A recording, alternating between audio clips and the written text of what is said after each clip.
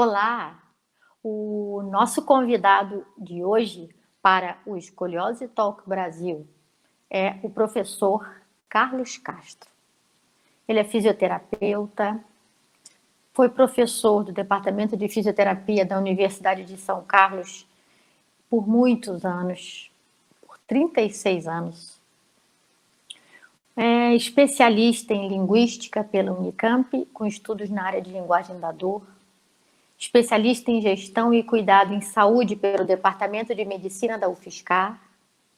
Ele é mestre em fisioterapia pela UFSCar com pesquisas na área de avaliação clínica da dor. Sócio fundador e orientador da Liga da Dor e de Cuidados Paliativos em Saúde de São Carlos.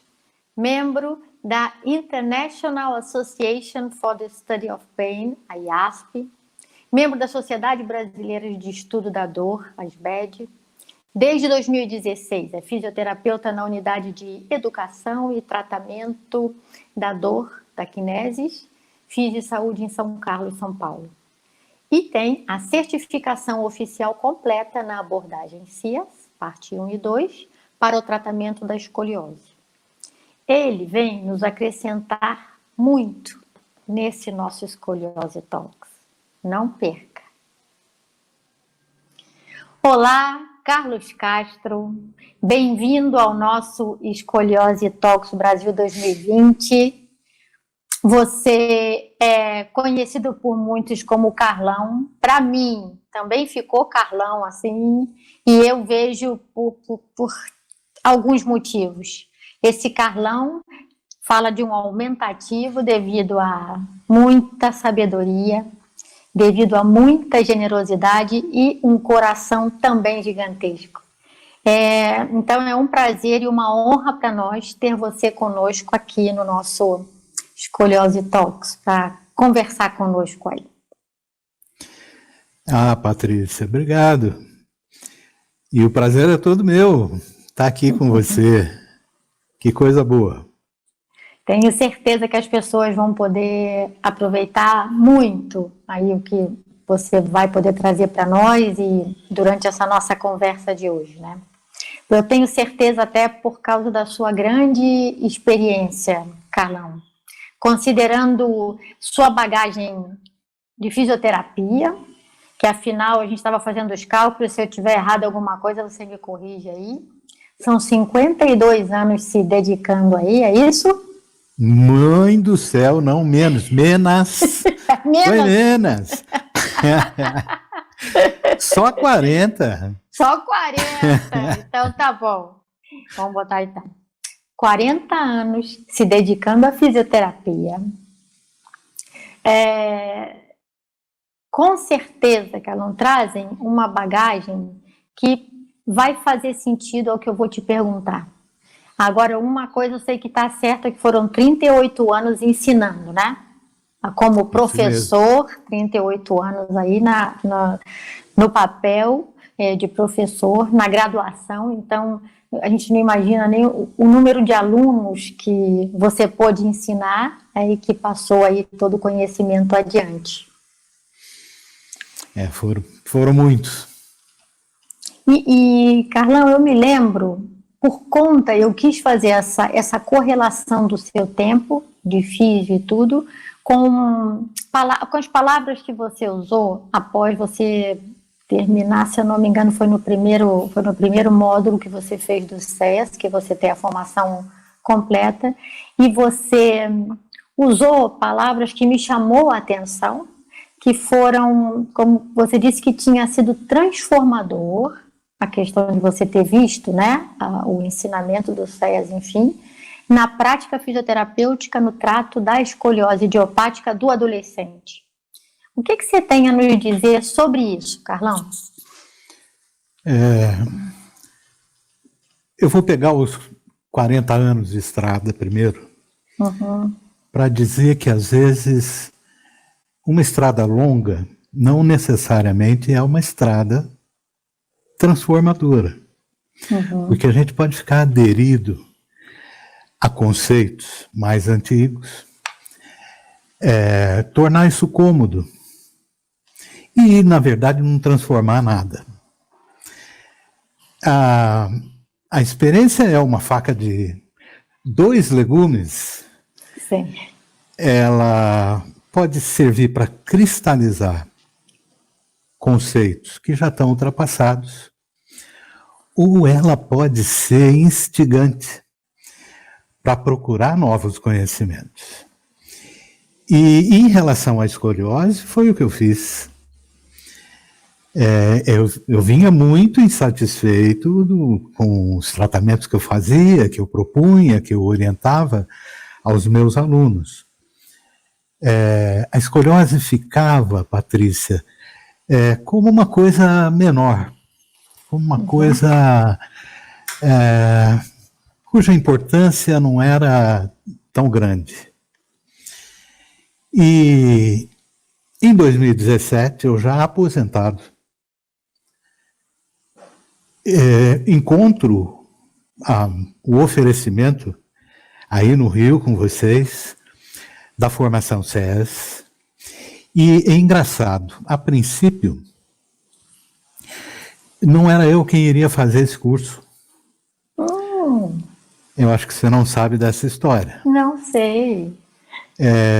Eu achava assim, deixa os meninos que estão aqui trabalhando comigo, na clínica que nós abrimos, depois que eu aposentei, e eles têm mais gás, eles estão mais... Enfim, era uma outra pessoa que era para ter ido. Aí a dona Tereza falou assim, ô Carlão, é você que tem que ir. Se você não for trabalhar diretamente com os adolescentes, enfim, com a sua experiência de ensino, você consegue formar a sua equipe melhor do que um menino recém-formado aí. Santa Terezinha. Porque o menino que iria,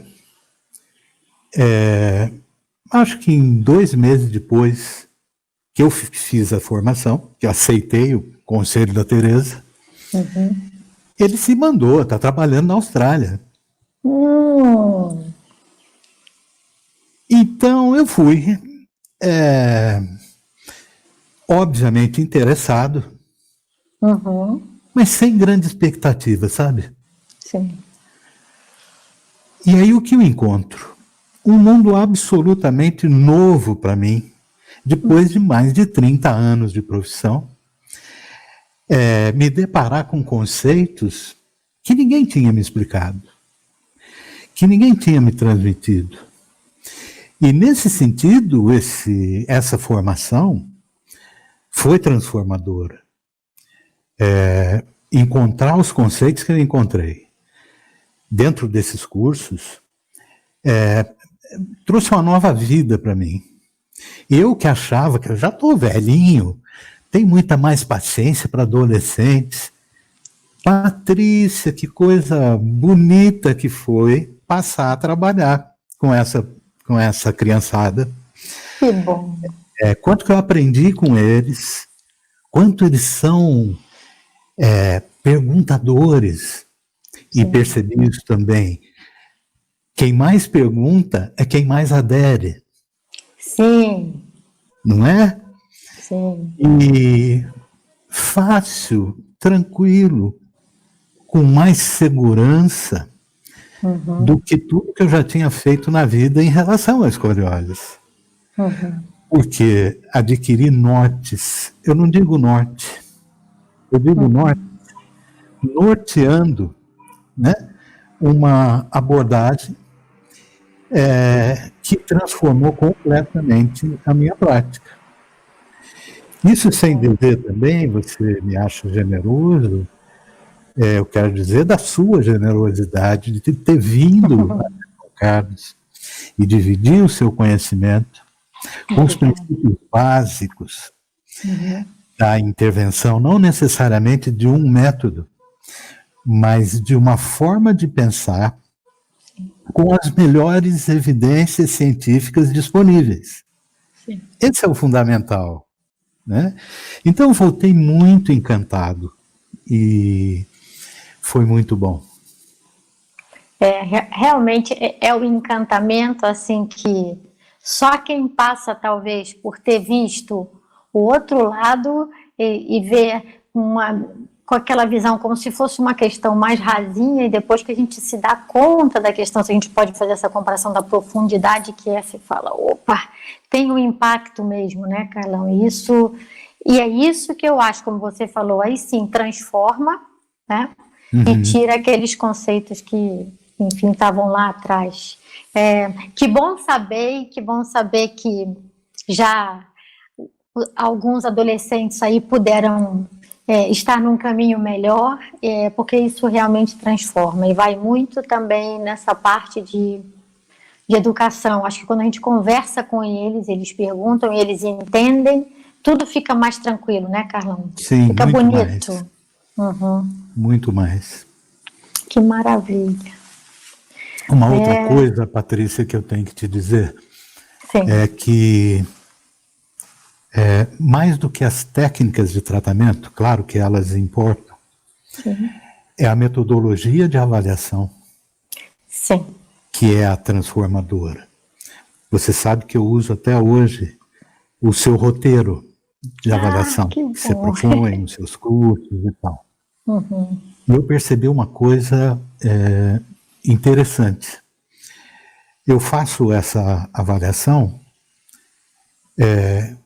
claro, olha que interessante, apesar de toda a experiência, eu ainda me considero um aprendiz de feiticeiro dentro da aplicação do método. Então, eu depois de avaliar, eu vou arrumando essa ficha de avaliação que me toma mais do que o tempo que eu levei para fazer a avaliação em si. Uhum. Por quê? Porque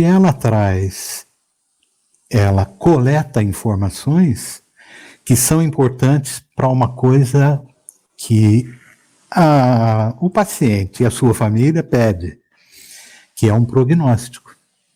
Sim. O que eu tenho que fazer? Eu tenho que fazer exercício, eu tenho que fazer nada, eu tenho que usar colete, a cirurgia pode estar em perspectiva. Quer dizer, fazendo análise dos dados de uma ficha como aquela, eu consigo responder essas questões, consigo projetar o tratamento, e uma coisa que eu tenho percebido, é óbvio, eu divido essa ficha, eu mando essa ficha para a família e para o paciente. E eles invariavelmente levam aos seus médicos de referência. Que ficam absolutamente encantados com o nível de detalhe que a gente consegue extrair da avaliação, e o grau de confiança do tratamento cresce imensamente. Tenho percebido isso em todas as avaliações que tenho feito. Que maravilha. Isso, né? Sim. Então, se o pai leva para o médico fica encantado com o que ele vê, já começa a ter essa interação, e que a gente sempre costuma falar, e a gente vai vendo à medida que nós gravamos essas nossas conversas do Scholar Talks, que a maioria dos profissionais nos diz isso. O lidar multiprofissionalmente Sim. com isso dá muita força também junto de tudo isso, né? Então, Sim. É fundamental. Porque a gente falou, sem adesão, Carlão, a gente pode ter a melhor ferramenta, a gente pode ter a melhor das intenções, estar melhor preparado, tudo. Mas se não tiver adesão, não vai, né? Nada, é isso aí. Você sabe que eu tenho uma frase, né? Que eu uso sempre. Principalmente quando eu proponho exercícios para pacientes com dores crônicas. Mas eu tenho falado também para os pacientes de escoliose. Então eu digo assim, que faz anos que eu pago um molequinho para ir correr para mim todo dia. Menina, eu não sei por que eu não emagreço. Ele está correndo direitinho, todo dia. Muito bom. Então, para dizer, tem algumas coisas que ou a gente faz, ou a gente faz. Não há alternativa. Ninguém pode fazer exercício por você. Né? É perfeito. Perfeito, perfeito. Maravilha, Carlão. Um outro ponto que eu queria tocar com você é, se imagina assim, você com toda a tua experiência sentiu essa diferença, percebeu essa diferença de informações que a gente tinha até então, quando depois entra em contato com questões de diretrizes da SOSORT, até porque essas formações oficiais seguem as diretrizes da SOSORT, né, para o tratamento da escoliose, enfim. Como você veria, se você concorda, o que você, a tua opinião, sobre a gente poder pensar já num programa para ver se talvez inclua na graduação, no currículo da graduação de fisioterapia, uma formação básica, uma informação básica de fundamentos básicos de escoliose, para que, por exemplo, a pessoa, sem saber, pode estar prejudicando muito um adolescente que tem, por exemplo, presentes sinais prognósticos de piora de curva, né? Porque ele não sabe o que está acontecendo, mas assim, você vê isso como uma questão positiva, você concorda? O que você acha disso, Carla? Eu acho que o caminho é a graduação. Não vai ser uma transformação de curto prazo. Alguém que se disponha a fazer um curso, mesmo que de final de semana, com você. Digo você porque para mim é a grande profissional da área no Brasil. Mas digo, alguém que se disponha a fazer e que tenha essa transformação. Olha, num universo de sei quantos fisioterapeutas hoje nós temos, vai ser um número muito pequeno. Isso não vai ser suficiente para transformar nada além do que a prática individual de 20, 30, 40 pessoas. Então, só através da inserção, principalmente do guideline, não de técnica específica, mas do guideline na graduação, é fundamental. A exemplo da dor, eu acho que nós temos diferentes alvos educativos em relação à dor e em relação à escoliose. Nós temos um aluno da graduação, que é quem, a longo prazo, pode transformar de uma vez por todas o olhar para a dor, o olhar para a escoliose. Nós temos o próprio paciente. Em relação à dor, a gente faz educação em neurociência da dor. Em relação à escoliose, um dos papéis fundamentais é ensinar esse paciente a ter uma nova relação com o seu próprio corpo. Não é isso? Perceber diferenças. Eu estou numa atitude escoliótica ou eu consegui equilibrar isso? Não é trivial ensinar isso para paciente. Exato. Nós temos um conjunto de profissionais que já estão na prática e carecem dessa informação ou dessa formação. Então nós temos diferentes alvos, mas na graduação é uma coisa engraçada, Patrícia. A universidade, ela tem o seu papel transformador, ela tem o seu papel de pesquisa, de investigação que vai transformando a prática. Por outro lado, ela é extremamente conservadora na hora de ensinar na graduação. Então, ainda estão sendo mantidas coisas e sendo ensinadas coisas que já estão absolutamente superadas. E isso rouba tempo de ensino de outras coisas relevantes. Também o volume de conhecimento na área de fisioterapia, em todas as áreas, cresceu muito. É verdade. Então é engraçado, eu vivi isso. E eu digo, não vai uma crítica profunda aí, mas é uma constatação. Você ou os colegas organizam as disciplinas, por exemplo, de fisioterapia em ortopedia. São 16 semanas de aula. Aí assim, semana 1, vai aleatoriamente, coluna, na outra, ombro, na outra, cotovelo, punho e mão, quadril, joelho, tornozelo. Se você teve uma dor de barriga na semana da coluna, você não viu coluna no seu curso. Percebe? Perfeito. Uma, 2 semanas para tratar a questão coluna. Sim. E a escoliose entraria aí. Uhum. Está sobrando um espacinho tão mínimo para tratar disso. Uhum. Eu acho que nós temos que transformar, na verdade, o como nós estamos ensinando. E, nesses dias que nós estamos passando, nós estamos vendo aí o esforço brutal de colegas que ainda estão na docência para passar com seu conteúdo online. Nós sempre criticamos o EAD, Sim. a educação à distância, que não pode, que é área da saúde e tal. De repente acontece uma situação onde, cara, você é obrigado a fazer isso. Nós vamos ter que extrair alguma lição para o futuro dessas experiências, para o bem ou para o mal. Sim. Não é isso? Perfeito.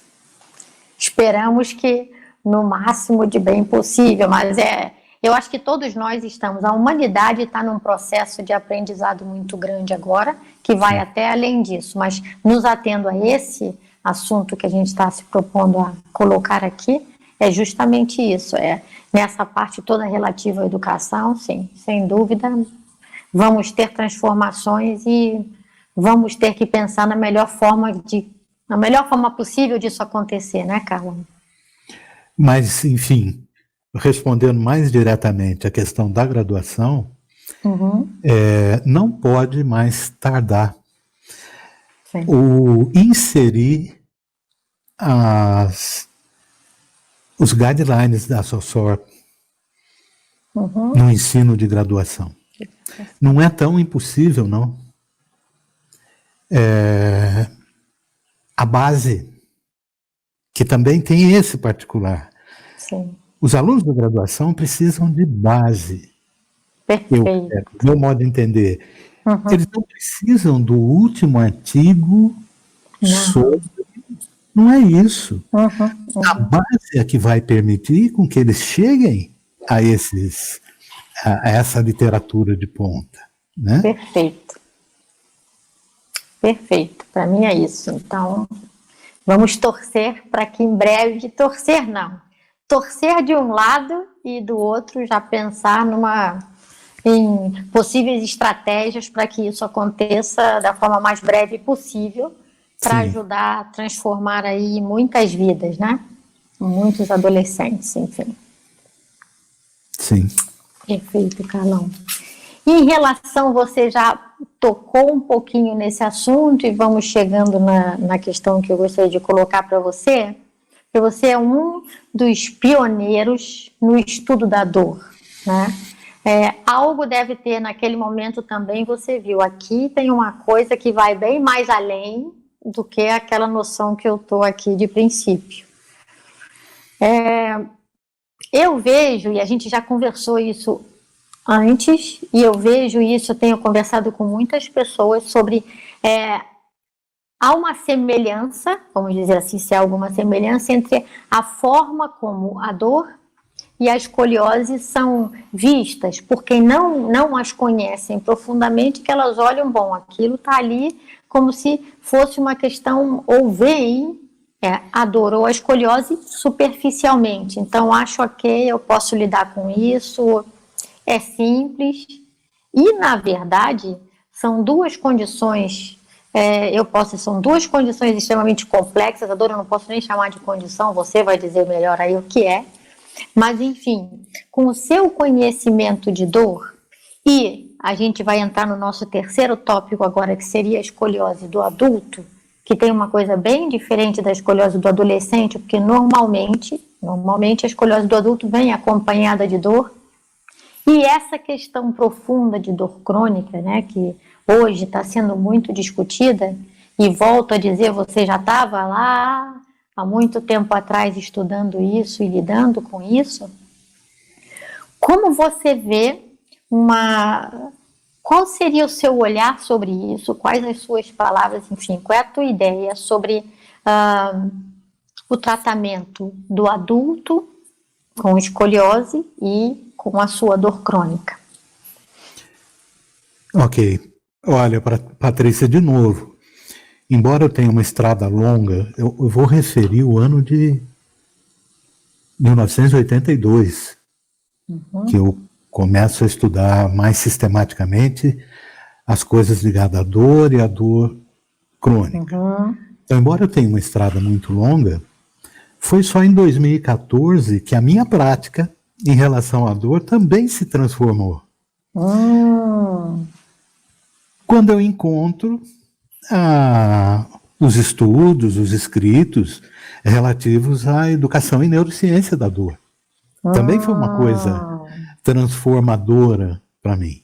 Então, dentro desse novo olhar, eu vou chegar na escoliose do adulto, mas vamos para o adolescente um pouquinho.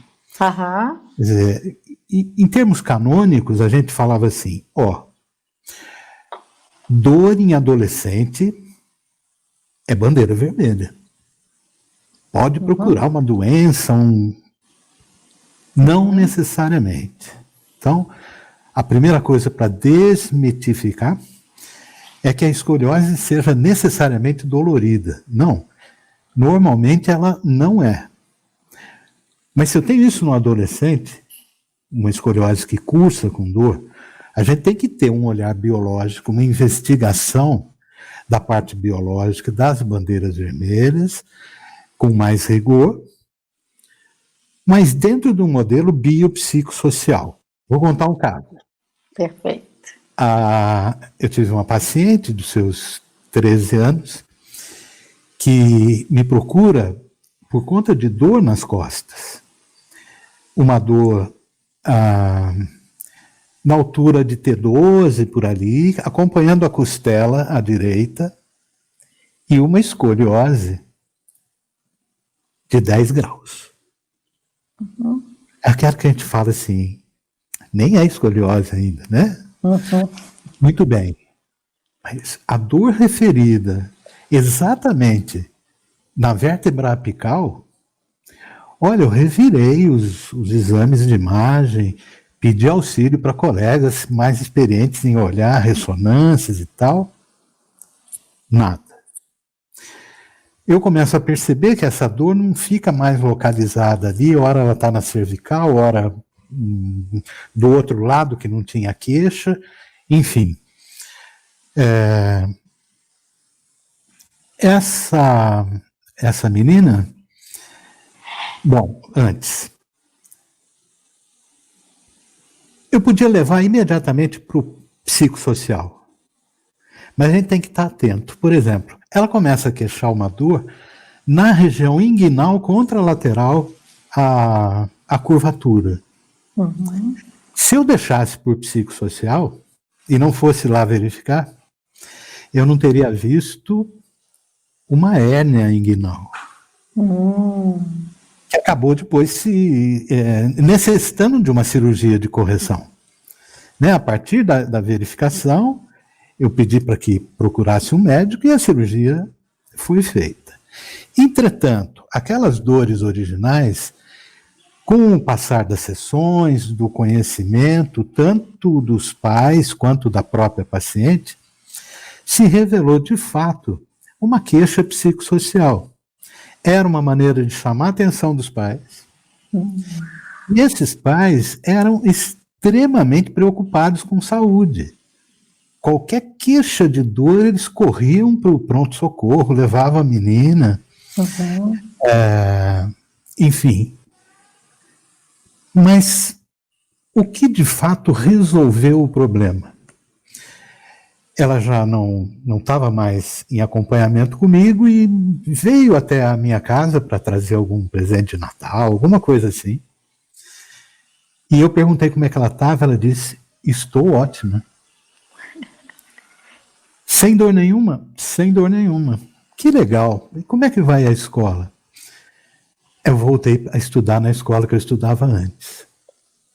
Olha só, a dor que ela passou a queixar era contemporânea com o fato de ela ter mudado de escola.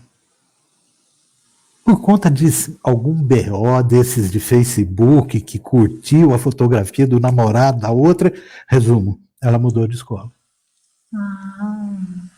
Quando ela volta para a escola onde ela estudava, nenhuma queixa mais. Uau. E segue bem até hoje. Então, avaliar sempre no modelo biopsicossocial, senão a gente não vai entender bem o que está acontecendo.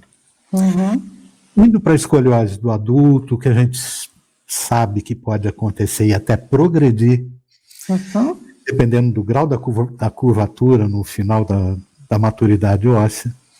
Uma escoliose de novo, uma escoliose degenerativa, né? Primeiro, vamos colocar no mesmo pacote que a gente coloca qualquer dor na coluna. É o pacote do beijo do tempo. Não é? Com escoliose ou sem escoliose, todos nós vamos ser beijados pelo tempo. Sim. E esse processo, a palavra é forte, mas é essa, esse processo degenerativo, ele pode progredir de uma forma mais intensa em quem já vem com um desbalanceio de posicionamento das vértebras. Mas esse é um dos problemas, né? Essa coisa física. Assim, pode estar correlacionado, mas eu não consigo dizer se é a causa.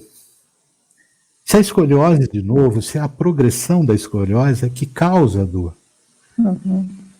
Pode haver uma correlação, né? Porque isso eu acho que agora eu tenho que perguntar. Eu não acompanhei tantos casos assim, mas alguma das propostas para correção dessas dores, elas são cirúrgicas. Eu não sei quantas das cirurgias cursam com remissão de dor.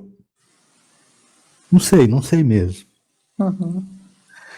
Porque as influências psicossociais, um aumento de excitabilidade do sistema nervoso, uma sensibilização cognitiva emocional, tudo isso pode contribuir com essas dores, independente do quadro de escoliose. Perfeito. É exatamente isso, né? Ou seja, com esse olhar, necessariamente, como a gente diz, hoje já não dá mais para não pensar na questão do biopsicossocial, embora, como tantos termos que a gente, não sei se acaba acontecendo isso, vira moda, vamos dizer assim, né? Sim. Mas não é pelo fato de ter virado moda que ele é ruim, não. Pelo contrário, porque o entendimento correto dele, se ele for muito bem empregado, tá certo, tá tudo de bom. Tá a atenção centrada no paciente, com observação dos fatores biológicos, que às vezes é preciso ter, como você já citou, tem caso que a gente precisa olhar isso, sem esquecer dessa outra questão aí psicossocial, porque somos seres humanos, a gente lida, a gente vive de relações, somos nós assim, né? Então acho que você conseguiu colocar para nós muito bem, de uma forma como sempre, como eu digo, é fácil, ouvir você falar é muito bom, porque você deixa isso fluido, numa questão que poderia ser, você deixa...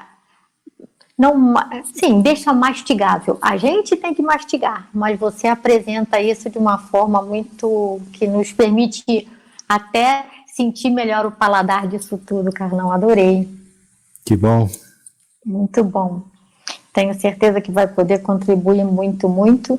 E eu sempre termino nossas conversas com um pedido. Se você tem, Carlão, alguma palavra alguma que você quisesse deixar como uma mensagem tua, ou para quem está nos assistindo, porque várias pessoas vão nos assistir, tem pacientes, tem pessoas que têm escoliose, tem os pais, tem profissionais que estão nos assistindo. Se você gostaria de deixar algumas palavras. Olha, Patrícia, eu vou pegar o gancho da nossa última conversa. Aí. Em algum momento você me pergunta como é que a gente faria para introduzir esses conceitos na graduação. Eu acho que tem um conceito maior que deve ser introduzido e praticado, que é exatamente o modelo biopsicossocial. Ele está virando um mantra, ninguém sabe muito bem o que é isso, o que fazer isso, o como fazer isso. Mas se isso não for introduzido na graduação, você pode mudar o que você quiser, porque o modelo biológico vai continuar prevalente e a transformação não vai acontecer. Então, acho que esse é o ponto central. Você sabe que tem na literatura um artigo que propõe para a gente questões para saber se a gente trabalha ou não no modelo biopsicossocial. Aí eu fui lá responder, me achando o rei do psicossocial. Eu tirei 6 bolas. Que coisa ruim, rapaz. Né? Então, nós todos temos muito ainda a aprender como lidar com isso. E ela começa com, pelo menos, com uma necessidade de ouvir o outro profissional. Biopsicossocial se faz em equipe multidisciplinar. E uma equipe que ouça o paciente. Se nós não aprendemos a ouvir queixas, necessidades, problemas, quer dizer, o pacote de coisas que eles nos traz, não é só transformar isso em linguagem médica, em linguagem de saúde, mas é inserir de fato esses pacientes, seus familiares, seus cuidadores, numa equipe de cuidado, numa equipe de saúde. Enquanto a gente não aprender a fazer isso de uma forma mais sistemática, as outras mudanças vão ficar capengas. Sim. Perfeito. Carlão, sem palavras para te agradecer. Foi uma delícia conversar com você e tenho certeza que vai ser uma delícia as pessoas te ouvirem também. Muito, muito, muito obrigada pela sua participação.